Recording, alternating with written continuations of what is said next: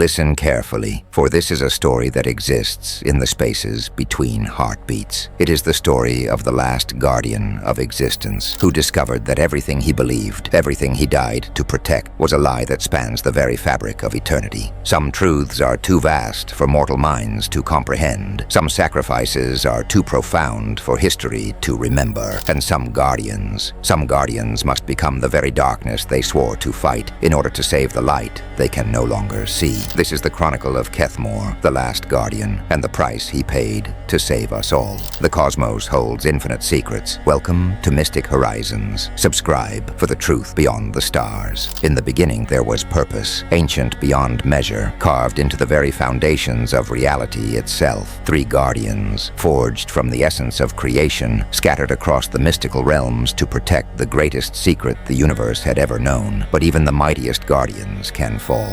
Picture a desert that remembers everything, every footstep of the forgotten, every final breath of the dying, every whispered prayer of the desperate. This is the Crimson Wasteland, where the sand itself is stained with the memory of blood spilled in wars so ancient that even the stars have forgotten their names. Here, beneath twin moons that hang like watching eyes in an eternal twilight sky, the first guardian fell from grace like a dying star. From this wound in the earth emerged Keth'mor, the last free guardian. His form was a masterwork of ancient engineering and refracted the light of dying stars, shot through with veins of liquid gold that pulsed with the rhythm of cosmic heartbeats. Battle scars covered his translucent skin like runic tattoos, each one a story of civilization saved, realities preserved, darkness held at bay. But these victories felt hollow now, mere echoes of a purpose he was beginning to question. The desert led him, as it always does, to what it had been protecting, or perhaps what had been protecting it. For in the deepest mysteries of existence, protector and protected often become indistinguishable.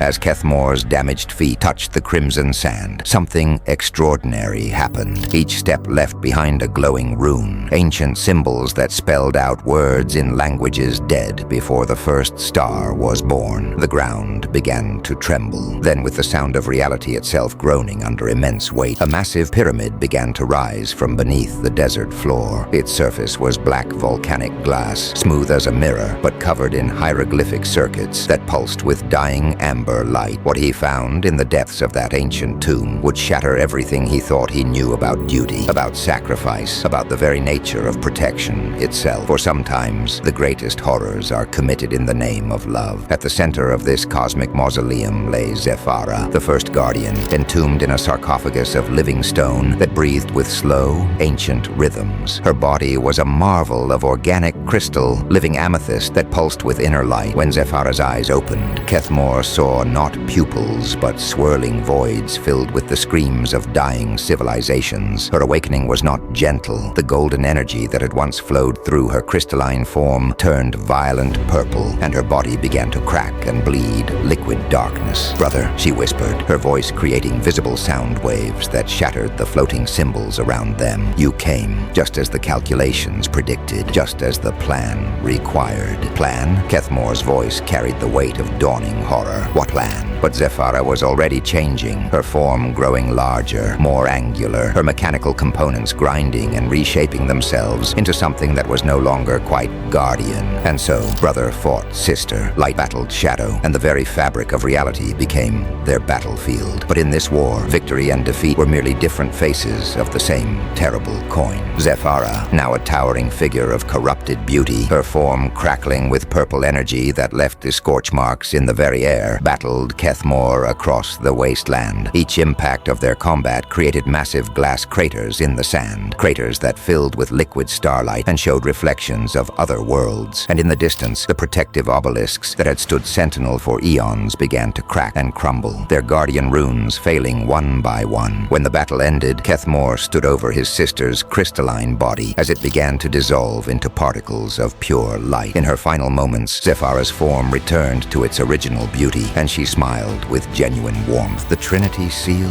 she whispered, her voice now carrying only love and terrible sadness. "Take it, brother. Complete what we started. Save them all." As he absorbed the first piece of the Trinity Seal, a floating geometric shape covered in constantly shifting runes, Keth'mor felt something change within him. Dark veins began to appear in his crystal body, and his energy core flickered with the same purple corruption that had claimed his sister. But more than that, he felt the weight of knowledge, the first terrible understanding of what the Guardians had really been created to do. Victory, he learned, is sometimes indistinguishable from defeat. And in that moment of triumph, he felt the first whisper of madness calling his name. For the greatest tragedy of truth is not that it hurts. It's that once you know it, you can never go back to the comfort of ignorance. And in the distance, barely visible against the dying stars, the void nexus stirred. Subscribe to Mystic Horizons to continue your journey through the cosmic mysteries